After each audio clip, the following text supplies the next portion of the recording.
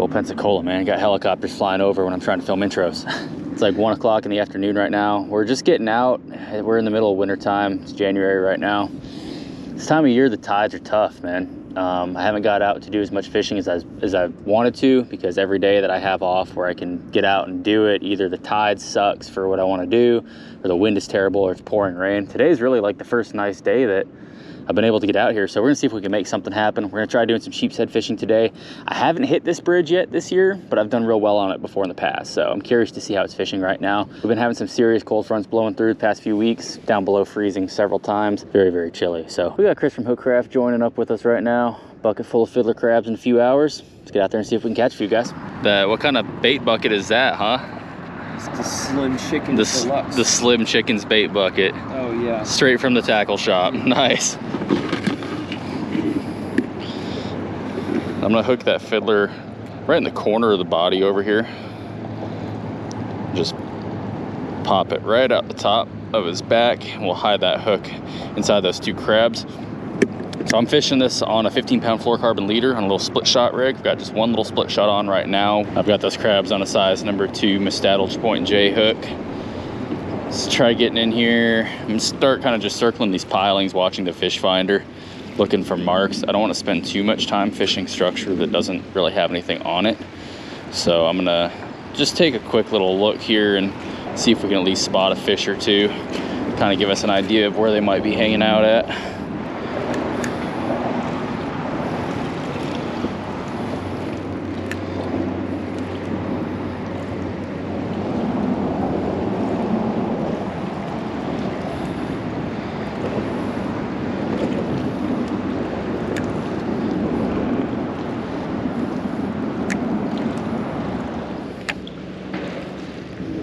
Not really marking anything.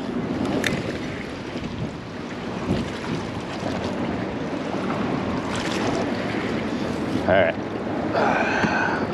we're gonna have to change tactics here if we're gonna get on them. Crabs don't seem to be luring them in, so we're gonna have to start going with oysters here. Oysters are an awesome sheepshead bait. I've done tons of content in the past on using these. The only thing is, in this area, they do have to be over 3 inches. So this one here is gonna be plenty. So usually when I'm doing the oyster thing, as opposed to just scraping a ton off into a bucket, because technically that is illegal. If you get caught with it, they can fine you for it. I'll just use my pliers and pick off only ones that are definitely larger than the minimum requirement, so I know that I'm good to go.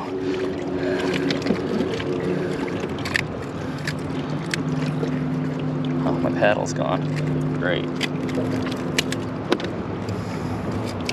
I was hoping we could get around having to do the oyster thing, but if they're not going to be biting on crabs, we're going to do what's going to catch fish. All right, let's see what we can do about the sheepshead situation. So what we're gonna do with these oysters is bust them open and get the inside out. Just hook them. Normally, if I'm doing this, I like to do the pantyhose trick or wrap them in some mesh. That way the pinfish don't tear them up too bad. Unfortunately, I was not planning on doing the oyster thing today, so I don't have any of that stuff with me. So they're gonna be messy and they're gonna be a pain to use, but we're gonna have to do what we gotta do here.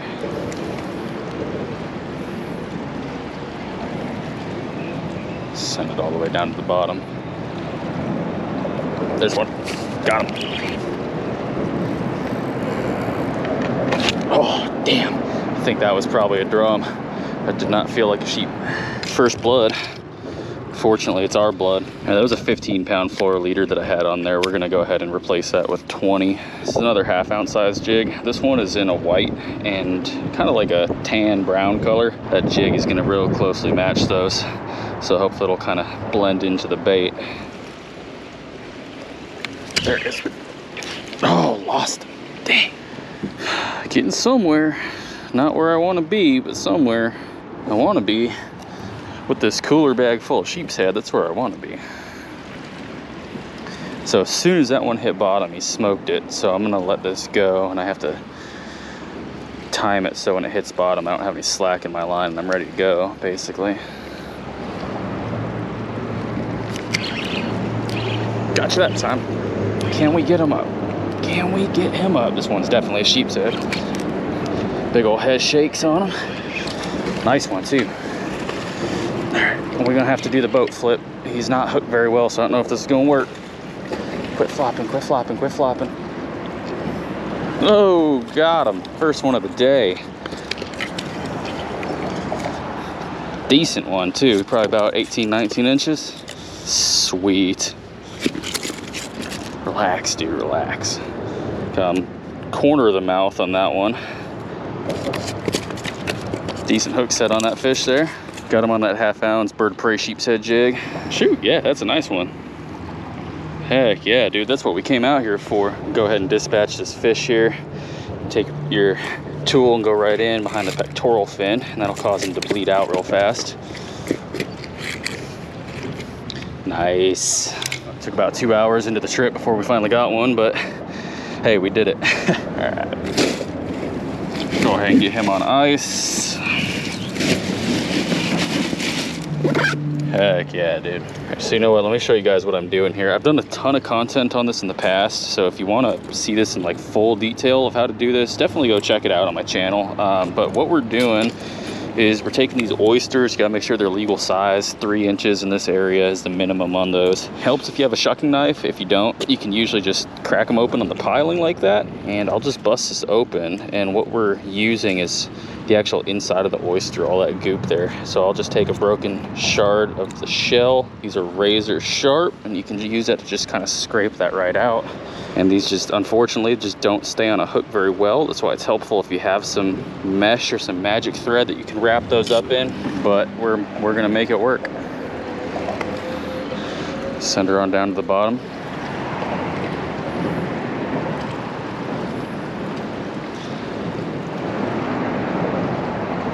Oh, that was a bite. Come on, come back for it. I think he might have got our bait there. He bonked it twice. Oh, there he is. Got him. That's a sheep's head. Come on, baby.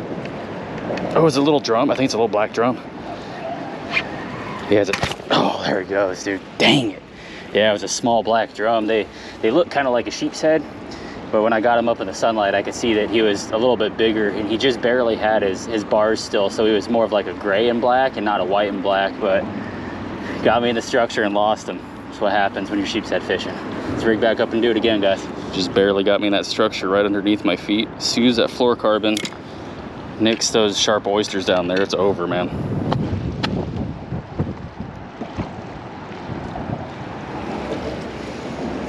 Drop right on that corner there. See if we can do it again. Dang, he got me again, dude. Oh, I wish I had some mesh. Oh, we still have bait on. No way, I thought for sure he got it. No, get out of there, get out of there, get out of there. Damn it, man. That's why I hate fishing up on these pilings, dude. I much prefer being down in the kayak to where I can back them off the structure, but doing the oyster thing in the kayak is just so messy. It's easier doing that up here. So that one was definitely a sheep's head. I guess it could have been a puppy drum, but probably a small one. But what are you gonna do, man? Let's try it again. So I'm gonna make a deal with myself. I do have a heavier rod in the kayak right now, and I usually avoid using it for sheep's head because it's not nearly as sensitive as these other rods that I have set up right now. If I get broke off on the structure one more time, I'm gonna make the switch over to that heavier setup. There he is. That's a black drum. That is not the fish that we wanted. Dang, dude. All right, let's get this big glob of oyster on here and get the job done, guys. We got to get at least one more fish, but I'm hoping for more than that. But just one more at this point. There's one. Got him. Get up here. Get up here. That's a sheephead. Oh, get away from that structure. Get away from that structure. That's a good fish, dude. Holy crap, that's a tank. Dude, that is a tank sheepshead. I don't know if I want to risk flipping him up here, but I'm gonna have to because I don't have a net with a handle long enough to get him. Dude, he is a tank. All right, I'm gonna wait till he quits flopping. All right, 1, 2, 3, up you go. Got him, dude. Dude, he'll go 20 all day long. That's a stud sheepshead right there. So happy I switched over to that heavier setup. Y'all check out that nice sheepshead. Heck yeah, second one going in the bag. I might keep one more if we get him. That's awesome. He's got that 1/2 ounce bird of prey sheepshead jig pinned right in the side of his mouth. Nice. Get him in there with his buddy. Let's get some chum in the water here.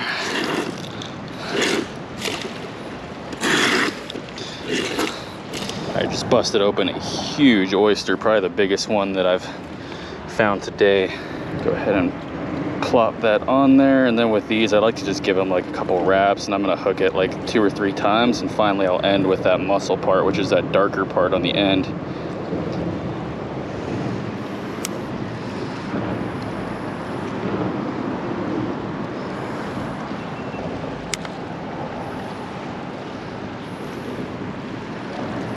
Oh yeah, it's getting tore up already. Something was just on it. There he is. Oh, that's a black drum. That's bad. That's bad. He's going right in the piling too. Yeah, it's a big drum. I'm only on 20, but we're gonna have to horse him. I don't think we're gonna get him. Oh, there he goes. Dang, man.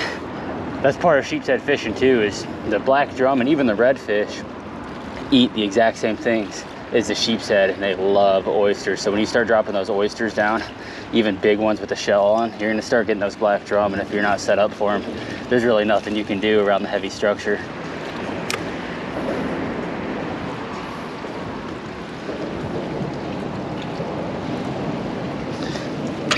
There he is.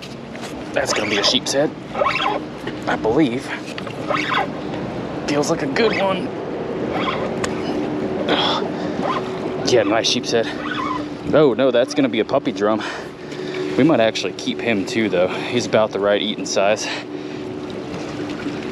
Just about the right eating size there on that puppy drum. Let's see if we can flip him on 20 pound. Yoink! Got him. We got him.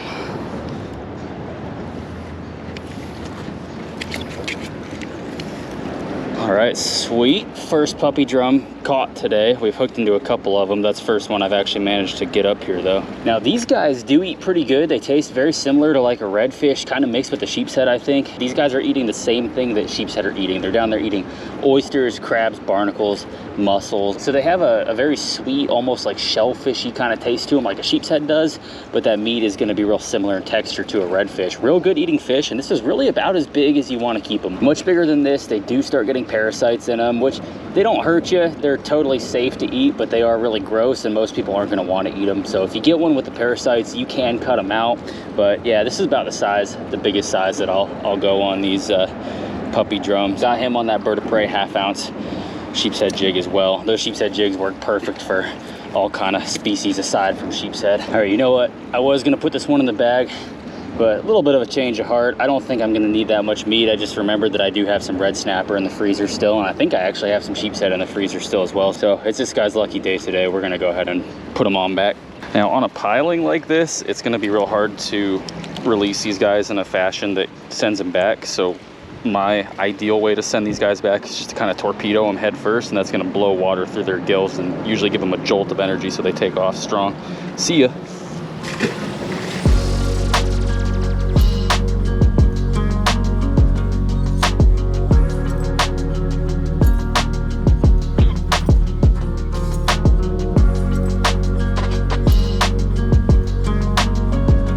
All right guys, I'm on my way back in for the night. We are unfortunately that time of year where it starts getting pretty dark pretty early in the evening. Overall, I'm happy with this afternoon. I definitely wish I could have landed more of those fish that we hooked. I guess the takeaway from that is if you're gonna be up on the piling base and not in the kayak, probably use heavier gear.